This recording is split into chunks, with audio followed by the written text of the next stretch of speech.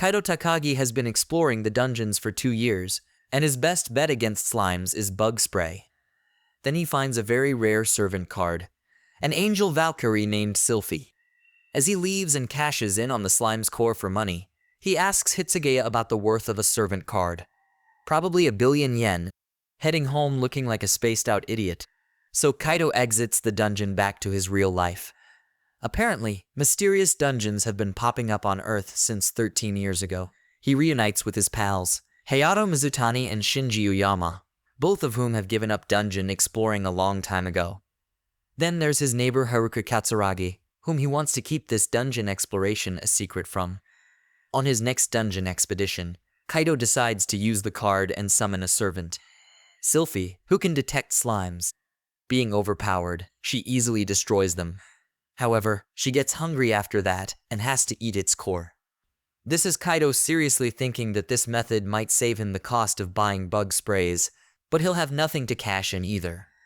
Then he gets an idea as he has Sylphie detect many slimes and uses his bug spray to kill them. By killing more slimes, he gets enough money to cover his costs. So much so, he is leveled up as a slime slayer. The stats aren't impressive, and the effects are underwhelming and only applicable when fighting styles. But still impressive to Sylphie nevertheless. Time to go home, so he puts Sylphie back in the card, promising to summon her again. Back home, he remembers watching Haruka's father breaking the record of reaching the 37th dungeon floor to unravel its mystery. That was what motivated Kaido to become a dungeon explorer and become like his idol. So now with Sylphie by his side, he is confident of going down to the 2nd floor. Now we see Kaido descending to the 2nd floor as he fights a goblin. Torn between asking Sylphie for help, he eventually tries to take it down himself, but we see him mostly being clumsy. Bug spray to cause some little distraction before nailing it with his rod, and just like that he gains the Goblin Slayer title. He fights more goblins, and his stats increase. Looks like Kaido is burning the midnight oil as he continues his dungeon raiding. So much so, he is tired in school, and Haruka notices this. But thankfully he manages to bluff her he is doing some body exercise to be like Arnold Schwarzenegger. More goblin hunting until Kaido receives some sort of god's blessing boost. This gives him some overpowered moves courtesy of Sylphie. Then he encounters a glowing skeleton. Kaido can't do any scratch on it, so Sylphie has to use her powers to destroy it. It drops a rare gem, and he feeds it to Sylphie since she is hungry. Later, he'll be kicking himself after Hitsugaya tells him it is worth 2 million yen. Kaido wants to fight monsters himself as training to go to the 3rd floor. He has saved enough gems to get a gear and proceed to the next floor when Sylphie feels a strange monster nearby. It is a rare slime, and as Kaido kills it, it drops a rare servant card. A Viscount-class devil named Luceria. He doesn't even hesitate to summon it. As expected, Luceria is bratty and demanding. She has a devastating power that makes her a useful asset, but each time she kills a monster, she wants its core. With Luceria doing most of the job, eventually Kaido realizes Sylphie is avoiding him. Unsure what to do, he seeks Haruka's advice, although he hypothetically claims his friends have girls with opposing personalities and they don't like each other. Her suggestion, why not ask the girls themselves? So he talks to Sylphie, and basically she is jealous that Kaido is giving more attention to her and talking to her more than her. She wants equal treatment, so now Kaido treats them equally as they go to lower levels and fight more monsters. Until Kaido realizes his wimpy magic did no damage to the enemy, and that takes a toll on his morale. Don't know how he is going to talk to Haruka about it, but he manages to tell her he solved that girlfriend problem thingy. Obviously she's giving that jealous reaction. He can't worry about that now because the more pressing issue is his weak magic. Kaido practices his water ball magic. However, it is quite hard, and it exhausts him for the most part. Got caught napping in the middle of class, with Kaido not getting any more experience from monsters of this floor. He takes it as a sign that he can proceed to the next. Kaido bought himself some lame suit. This floor now has giant roach monsters. Our scared girls kill it with all their might. Plus, its core tastes like poop. While exploring this level, they stumble upon a secret room. Heading further, Luceria, being clumsy, activates all the traps, and Kaido gets hit. Though, somehow it doesn't kill or hurt. Then they enter the final room to face an ogre and giant slime. Many of their attacks don't work, so Kaido relies on his water ball to destroy the ogre. The fruits of his training have paid off. The slime is also the same, and its HP hardly budges. In the end, it is the good all bug spray that effectively drains its HP. Kaido notices a special rare core as well as this knife that is supposed to be a magic sword. Luceria has also leveled up. Kaido goes to have the core appraised. From what Hitsugaya says, it is going to be worth a lot. Since Kaido is on a roll, she suggests he join an event next week whereby explorers from many parties will be exploring the 7th floor together. Kaido would love to be part of this party. Kaido attends the event and learns his party members for this event include Eri Jinguji, Mikyu Moriyama, and Hikari Tanabe. Kaido is joining the girls' dungeon raiding. Facing off with a bronze golem, this is to showcase their firepower. The next iron golem proves to be a challenge. Now it's time for Kaido to shine. The knife that he picked up, and apparently he did some Google searches on it, and it is actually a magic sword named Baltzard. The damage inflicted is as much as how much you imagine it, and just like that, he easily defeats the iron golem with his imagined damage. So the girls are impressed, and they invite him to join their team, seeing he isn't in any party. But he can't say he is running around with a couple of little girls. He'll be raiding the prison cell next. He can't give an answer now and needs time to think. Next time he goes solo, Sylphie and Luceria are not impressed. Why does he need more girls when he already has them? With Luceria arguing Kaido should be calling her a nickname like Sylphie, just like that, they forget about this party thingy. Kaido tells his friends about the recent event. All girls, just like that, they think of wanting to go dungeon exploring again. Lucky Kaido gets asked out by Haruka to do shopping. The last place they visited, Haruka points out, was the last place her dad was seen.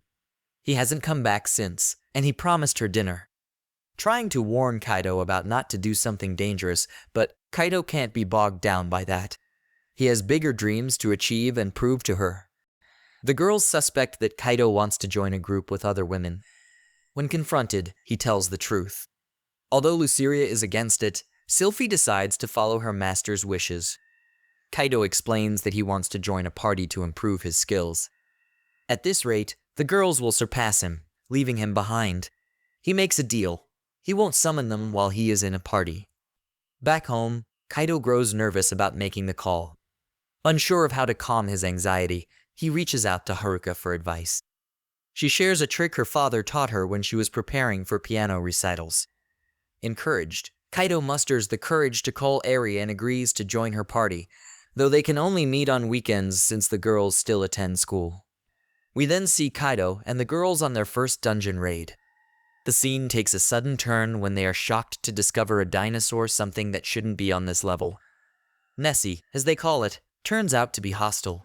Realizing they can't defeat it, they try to escape, but the only exit collapses, trapping them. Worse still, Nessie can run on land. With no other choice, they are forced to fight. However, they are soon cornered and injured. In a desperate moment, Kaido decides not to hold back and summons Valkyrie and Luceria. It's a matter of life and death. At his command, they swiftly defeat Nessie. Soon after, the other girls start warming up to them, finding them cute. This newfound friendship escalates quickly, leading to a bathing scene where they all end up together. Later, Kaido and Eri discuss her dream of becoming a hero. To her, being a hero means having the strength to protect those she loves from evil, her main motivation. Kaido realizes they share similar ideals. Eri then invites him to Aoka Academy, her college, which is hosting an open campus event this weekend. At school, Kaido's friends playfully urge him to ask Haruka out on a date. When he invites her to the open campus event, she is thrilled, believing he remembers their childhood promise to attend that college together. What promise? Kaido doesn't seem to recall it, but it doesn't matter. Haruka happily agrees to go with him. Kaido and Haruka go to the open campus. Hayato and Shinji are tagging along too. They meet Eri at the reception. She tells them to look around as she'll join them later. Haruka has her suspicions that Kaido and Eri seem friendly. Almost spilled it there that they went dungeon exploring together. Eri somewhat feels relieved that Haruka is not his girlfriend and just his childhood friend. No reaction from Haruka. Mikyu and Hikari are also here, but now it is out of the bag as the girls reveal they know Kaido because of dungeon exploration. Haruka keeps her cool. They promise not to talk about dungeons today. With Eri joining in, Kaido has to be careful with his words since there are many times he comes close to revealing he went dungeon exploring under Haruka's nose. Hikari falls off the stairs, so Kaido uses acrobatic moves to save her. A ball is flying towards Mikyu. Kaido kicks it away. The same for Eri when she shows off her moves at the dojo and sees Kaido so impressed. At the end of the day, they all exchange contacts before leaving. Haruka is asking Kaido which girl is his type. He has never put any thought into that and will tell her about it one day. Then she asks about him being too friendly with the girls, especially they are on a first-name basis. Kaido doesn't actually get this. Back home, he still doesn't get why Haruka is so hung up on this. Why does she care? Is she jealous? His logic dictates Haruka will never get jealous over him, but his worries now are on Sylphie and Luceria. Kaido is reuniting with Sylphie and Luceria, who are upset that he left them behind to visit a school with Eri and the others. They tease him about his absence, but to cheer him up, they grant him 3 magic spells. Kaido jokingly demands more, leading to some light-hearted banter. Meanwhile, the concept of invisible power is introduced, a mysterious ability that consumes MP to unleash unseen energy. Kaido wonders if it is truly invisible to the naked eye and begins testing it. As Kaido reflects on his recent experiences, the conversation shifts toward an upcoming study session. Eri, Syl, and Luceria discuss their desire to pass a test, and Kaido offers to help. Even though he's not a student taking the exam, he joins the group, strengthening his bond with them. The lighthearted moment is short-lived as the group prepares to venture deeper into the dungeon. The exploration takes a sudden turn when the party stumbles upon Orthos, a powerful, 2-headed beast that should not exist at this level of the dungeon. Eri immediately senses danger and warns the group. Kaido, realizing there's no way around it, prepares for battle while keeping an escape plan in mind. The battle begins with Syl summoning the ironclad maiden to launch a preemptive attack, followed by a devastating charge from the demon-horned beast. However, Orthos proves to be a formidable opponent. Its fire breath attack forces the team into defensive maneuvers. Kaido devises a strategy. Luceria will act as a decoy while Kaido fires the smoke of ruin into Orthos' stomach. Despite their efforts, the attack lacks enough power. Before they can rest, an ominous presence fills the air. A new enemy, Lucifer, a demon, emerges. Kaido immediately senses that Lucifer may have been manipulating Orthos. The group debates whether to fight or escape, but Lucifer quickly seals their exit, declaring that they must die together. Lucifer's dark male ability creates an impenetrable defensive barrier, and his attacks are so fast that Kaido and the others struggle to react. Kaido realizes that standard tactics won't work.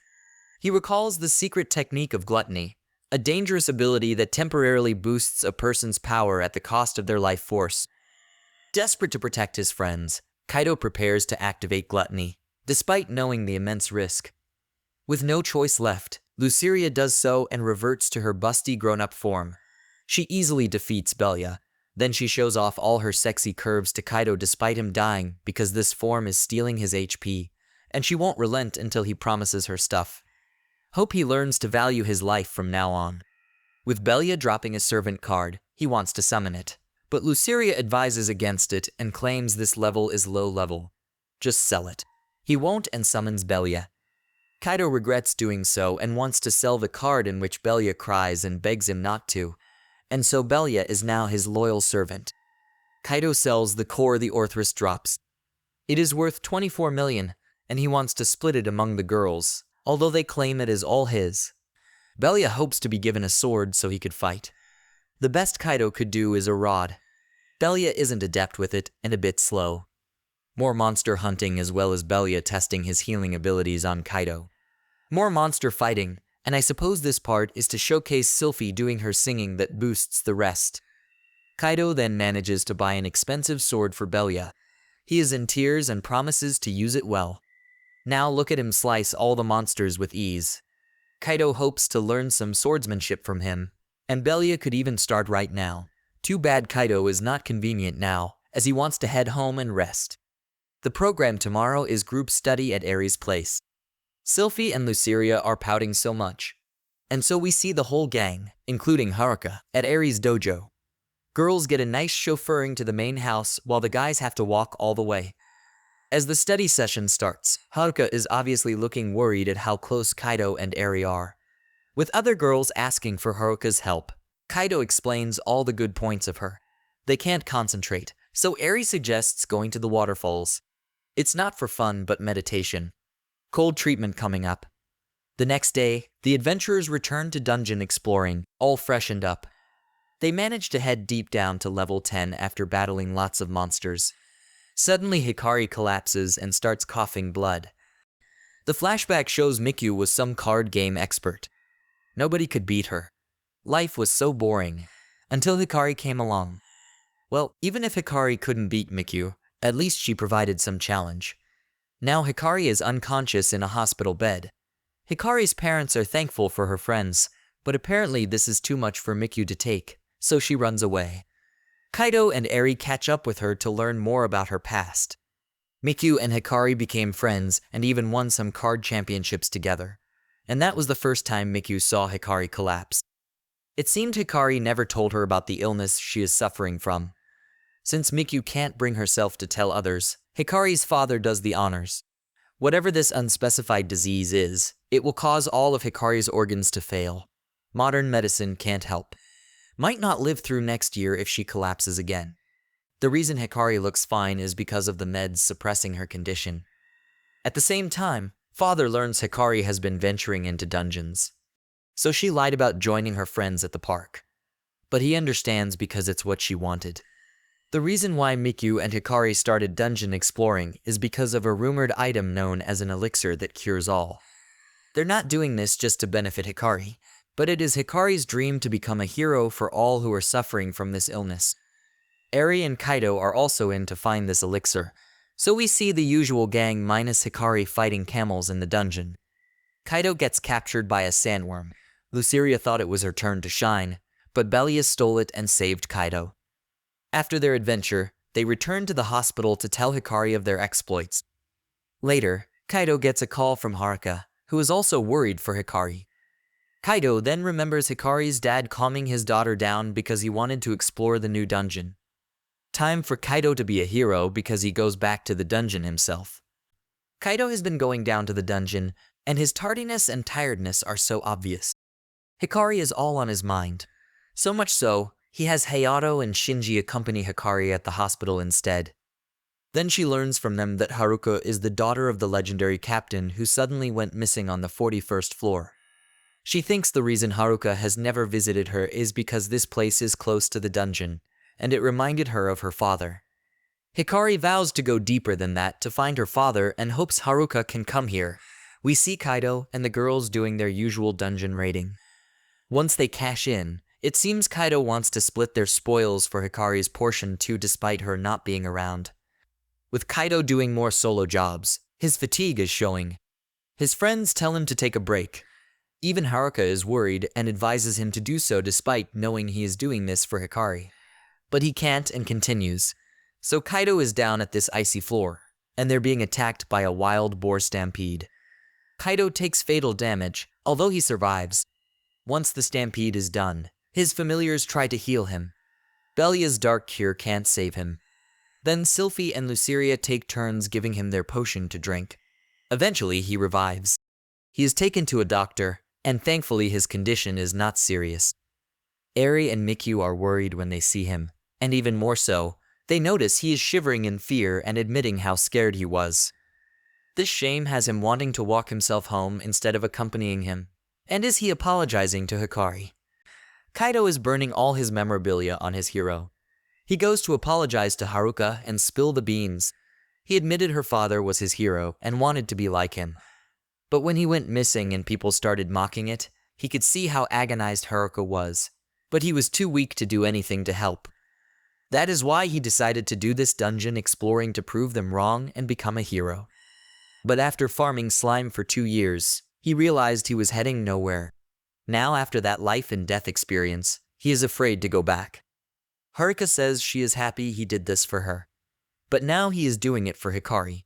The flashback shows her father told her the meaning of being a hero. Sacrifice yourself for others, basically. Thus, she believes Kaido is not a nobody but a hero. Although she doesn't want him to go back, she'll regret it if she stops him. But the problem is the elixir. Does it even exist? Her best answer: do what's in your power. And just like that, he has an idea. She gives her blessing but promises he must come back alive. Kaido and the whole gang will be doing nothing but farming slimes. Even Shinji and Hayato join in. More slime genocide until they stumble upon a rainbow slime. They comically try to corner it while it tries to escape. Eventually, slime gets slimed. Kaido and friends kidnap Hikari out from the hospital. All just to bring her to the dungeon because that rainbow slime yielded a servant card. More accurately, Titania the healing fairy. So after Hikari summons it, Titania can't heal her because she is only level 1. Because Eri notes she said she cannot heal her completely. And just like that, Titania does what she can, and voila, Hikari feels so much better. In the aftermath, Kaido tells Haruka that this effect only lasts for a year, but it will be enough when Titania levels up and gains a better healing spell. Kaido tries to pull off a cheesy confession to Haruka, but Mom interrupts. Kaido and the rest continue to go dungeon exploring. A menacing fire dragon doesn't scare them this time.